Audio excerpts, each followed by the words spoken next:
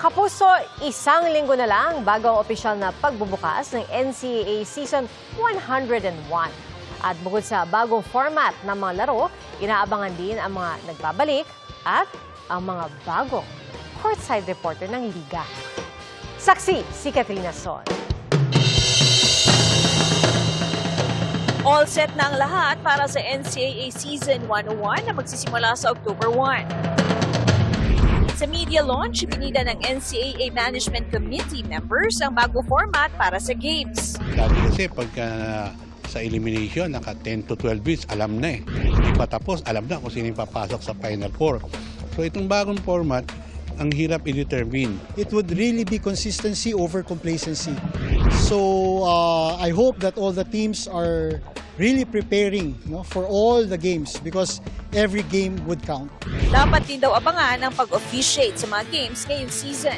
Ang mga team, puspusan ng pag-iensayo at paghahanda. Before, we were underdogs and now we got our chip on our shoulder. Challenge yun to do better from last year and to keep us going talaga.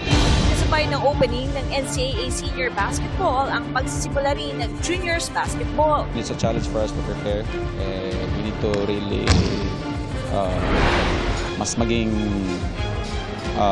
refine yung training namin. Ang courtside reporters ngayong season ay kombinasyon ng mga nagbabalik at mga bagong pangalan. Well-represented rin ang bawat batch simula nang i-cover ng GMA ang NCAA noong season 97. Returning courtside reporters sina Chantal Laude at Fatima Reyes.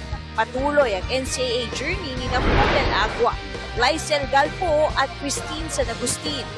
New courtside reporters sina Aaron D., Tatiana Austria at Bianca Tagarda.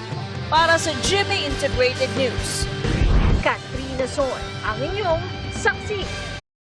Mga kapuso, maging una sa saksi.